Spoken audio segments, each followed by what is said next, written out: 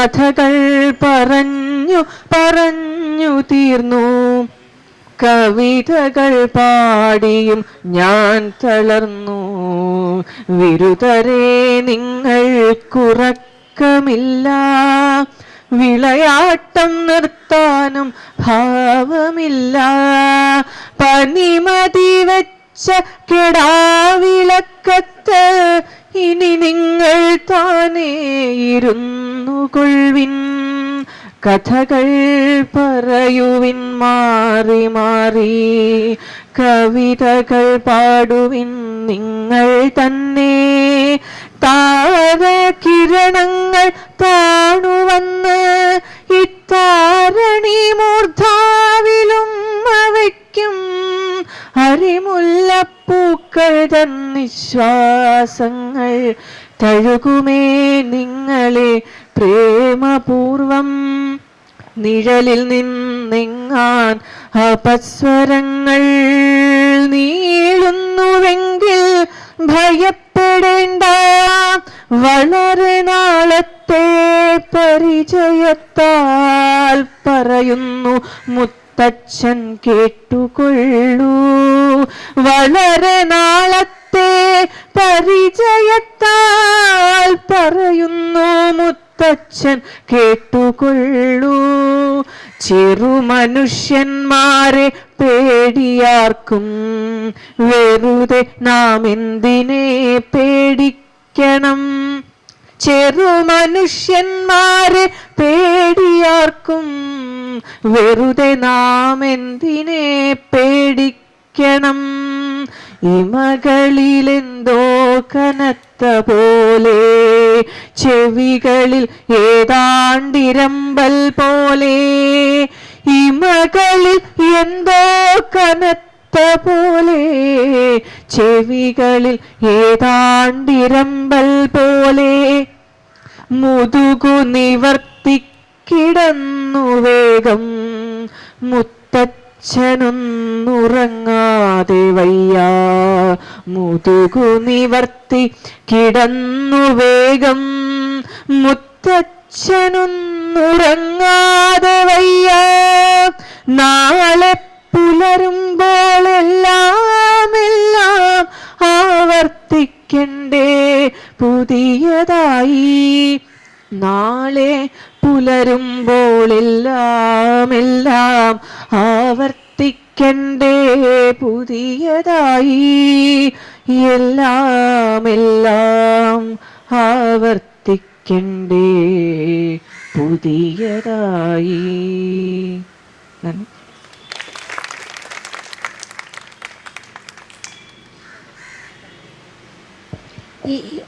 ഈ കവിത അദ്ദേഹത്തിൻ്റെ അവസാന ഉറക്കത്തിൻ്റെ നാളുകളിൽ അടുപ്പിച്ചെഴുതിയ ഒന്നാണ്.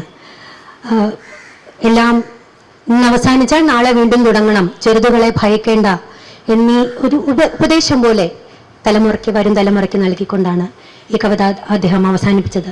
ഒരുപക്ഷെ അദ്ദേഹം അവസാനം എഴുതിയ കവിതയും അതായിരുന്നു.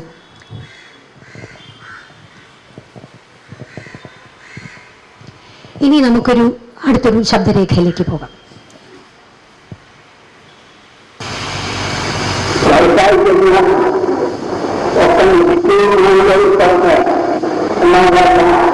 ഈ പ്രായമാകുമ്പോഴാണ് മൂത്ത് ഭരിക്കാവുന്ന കേൾക്കാറ്. ശരീരത്തിന്റെ മൂത്ത് ഭരിച്ചത് ഇങ്ങനത്തെ പ്രതീക്ഷിക്കുന്ന പാരമ്പര്യമായ അവസ്ഥയുണ്ട്. അത് കടകൾക്കൊക്കെ ഉണ്ടാകും, മനുഷ്യന്മാരുടെ കലക്കുണ്ട്.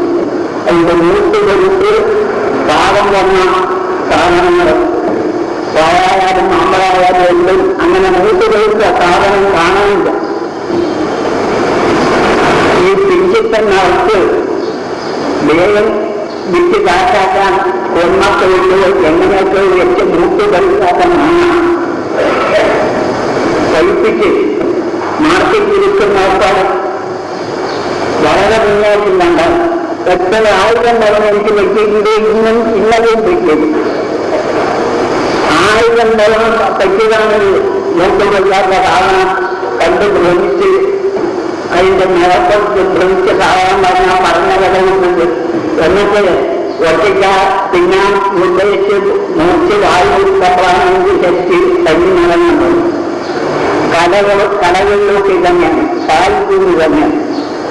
അതുകൊണ്ട് നൂറ്റുകൾക്കും പാവം അതിന്റെ വയസ്സായി പോയി പ്രായം ആയ കാലത്ത് എഴുതിയ കവിത അയാളുടെ കവിതയൊക്കെ പോയി ആ തെറ്റിദ്ധാരണ ആർക്കുന്നില്ല. ശരിക്കുള്ള ഒരു കവി ശരിക്ക് എന്റെ കവിക്ക് പോകാമെങ്കിൽ അവസാന പ്രായമാകുമ്പോൾ ആ കവിക്ക് പ്രത്യേക സ്വാധീനം. എന്റെ കവിതയല്ല, ഞാൻ കവിയെല്ലാം ആദ്യം പറഞ്ഞത് സ്വാധീന ഉദാഹരണം ഇന്ത്യയിൽ. അടുത്ത കാലത്ത് ശരിക്കും കവിയായിരുന്നു നമ്മുടെ ബന്ധത്തിലെ നിശ്ചയമാകുമാണ് അരവിന്ദ്. അതുപോലൊക്കെ പോകും. ഈ ഭാരതചന്ദ്രമോത്സവം ഭാരതീയ കവി എന്ന് പറയാവുന്ന കൊല്ലക്കൊണ്ടിയുണ്ടായി. ആശാനൊക്കെ ആ സമയം വന്നില്ല, വഴക്കുണ്ടായല്ലോ. അത് എന്തോ എനിക്കറിഞ്ഞില്ല. അടിമുടി കാൽപ്പനികനായ നിത്യസഞ്ചാരിയായ ഈ കവി ശ്രീ പി കുഞ്ഞിരാമൻ നായർ അല്ലാതെ ആരുമായിരുന്നില്ല. അദ്ദേഹത്തിന്റെ കവിത ദീപം സുമേഷ് കൃഷ്ണൻ ഇപ്പോൾ ആലപിക്കും.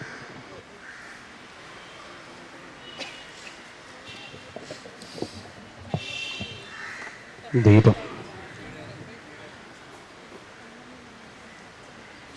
ആറ്റുനോറ്റേ നെടും രാവിൽ ഈറ്റില്ലത്തിങ്കൽ വന്ന നാൾ, തലയ്ക്കൽ നിന്നിളം പിഞ്ചു ജീവൻ ആയുസ്സു നേർന്നതും, ഉദ്യോഗ വിദ്യാലബ്ധിക്ക് പുസ്തകം കരളുന്ന നാൾ, നക്ഷത്രം വിരിയും രാവിലൊത്തു നിന്നു തുണച്ചതും, മധ്യയൗവന ചൈത്രത്തിൽ അനങ്കപ്പനി നീർമണം ചിന്നും മണിയറയ്ക്കുള്ളിൽ കണ്ണു ചിമ്മിയിരുന്നതും, മാവു വെട്ടുന്ന തൊടിയിൽ മൂങ്ങ മൂളുന്നൊരന്തിയിൽ കോടി വസ്ത്രം മൂടിയിട്ട തലയ്ക്കൽ നിലകൊണ്ടതും, സ്നിഗ്ധാന്നമോമനിച്ചുള്ള ഗാത്രത്തിൽ നൃത്തമാടി ഹാ പട്ടടച്ചാമ്പലാൽ ചിത്രം പാടേ മാച്ചു കളഞ്ഞതും, അകക്കോവിലുള്ളൊരു വിളക്കിൻ പ്രതിബിംബമായി അനങ്ങാതെ തിരിത്തുമ്പത്തിരിക്കും സർവസാക്ഷിതാൻ, അകക്കോവിലുള്ളൊരു വിളക്കിൻ പ്രതിബിംബമായി അനങ്ങാതെ തിരിത്തുമ്പത്തിരിക്കും സർവസാക്ഷിതാൻ.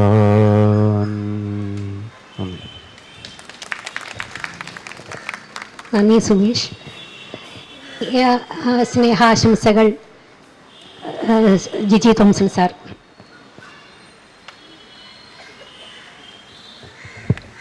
ഗുരുജനങ്ങളെ, പ്രിയപ്പെട്ടവരെ, കൃഷ്ണകുമാർ എൻ്റെ ആത്മമിത്രമാണ്. പരിചയപ്പെട്ട നാളു മുതൽ ഇന്ന് വരെ ആ ബന്ധം അനുസ്യൂതം വളർന്നുകൊണ്ടേയിരിക്കുന്നു. 1969 തിരുവനന്തപുരം മോഡൽ ഹൈസ്കൂൾ വിദ്യാർത്ഥിയായിരുന്നപ്പോഴാണ് ഞാൻ കൃഷ്ണനെ പരിചയപ്പെടുന്നത്. ആ പരിചയപ്പെട്ട നാൾ മുതൽ ഞാൻ കൃഷ്ണനെ അത്ഭുതത്തോടു കൂടി മാത്രമേ നോക്കിക്കണ്ടിട്ടുള്ളൂ. ഇത്ര വായനാശീലമുള്ള ഒരു കുട്ടിയെ ഞാൻ കണ്ടിട്ടില്ല. എനിക്ക് തന്നെ അസൂയയായിരുന്നു. ഞാൻ അത്രയൊന്നും വായിക്കുന്ന ആളല്ല. എങ്കിലും കൃഷ്ണൻ അന്നു മുതൽ സ്കൂളിൽ പഠിക്കുന്ന കാലം മുതൽ പുസ്തകങ്ങളുമായിട്ടുള്ള കൃഷ്ണൻ്റെ ഇടപഴകലും കൃഷ്ണൻ്റെ പ്രണയവും ഞാൻ കണ്ടിട്ടുണ്ട്.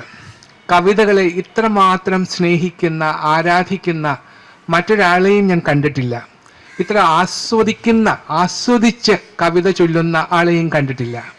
ഞങ്ങൾ ഒരുമിച്ച് റേഡിയോ ക്ലബിലും മറ്റ് ബാലസംഘടനകളിലുമൊക്കെ ഉണ്ടായിരുന്നു. സുഗതകുമാരി ടീച്ചർ പറഞ്ഞതുപോലെ ബാലഭവനിലെ ആദ്യത്തെ ബാച്ചിൽ ഞാനും അവിടെ ചേർന്നിരുന്നു. എൻ്റെ ടീച്ചർ എഡിറ്റ് ചെയ്ത തളിര് എന്ന മാസികയിൽ എൻ്റെ ഒരു ഫാൻറ്റസി അച്ചടിച്ച് വന്നപ്പോൾ എനിക്കുണ്ടായിരുന്ന സന്തോഷം വിശ്വസിക്കാൻ വയ്യാത്തതായിരുന്നു. സുഗതകുമാരി ടീച്ചർ എഡിറ്റ് ചെയ്യുന്ന ഒരു മാഗസിനിൽ ഒരു ആർട്ടിക്കിൾ പബ്ലിഷ് ചെയ്ത് കിട്ടുക എന്ന് പറയുന്നത് വലിയ കാര്യമാണ്. അപ്പം അന്നൊക്കെ കൃഷ്ണനും ഞാനും ഒക്കെ ഒരുപാട് കാര്യങ്ങൾ ഇതുപോലെ സംവദിച്ചിരുന്നു.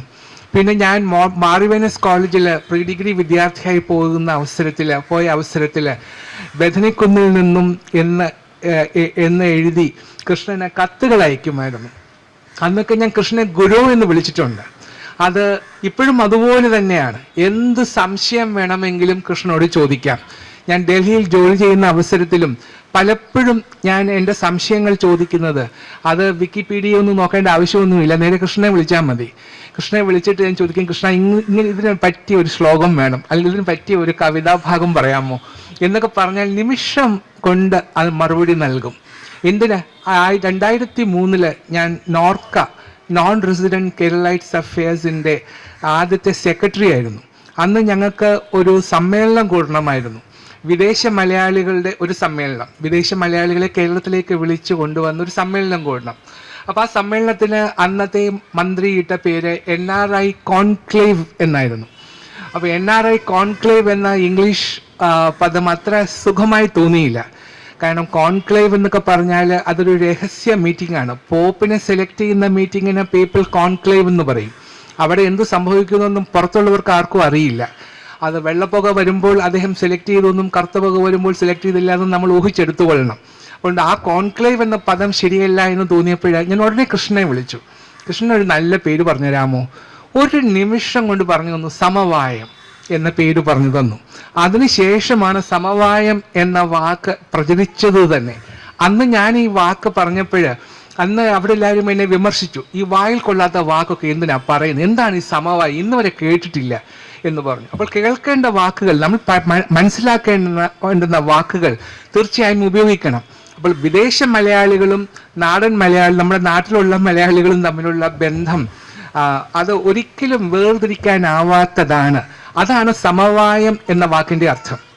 അപ്പോൾ ഒരിക്കലും വേർപിരിക്കാനാവാത്ത ബന്ധം, ആ ബന്ധത്തിന് വേണ്ടിയാണ് സമവായം എന്ന പേരിട്ടത്. പക്ഷേ ഇന്ന് മാതൃഭൂമിയിൽ പോലും സമവായം എന്ന വാക്ക് സമന്വയത്തിന് പകരം ഉപയോഗിക്കുന്നതായി കാണുന്നുണ്ട്. ഭരണപക്ഷവും പ്രതിപക്ഷവും തമ്മിൽ ഒരു സമവായം വേണം എന്നൊക്കെ പത്രത്തിൽ എഴുതി വായിക്കുമ്പോൾ ഞങ്ങൾ ഇരുന്ന് ചിരിക്കാറുണ്ട്.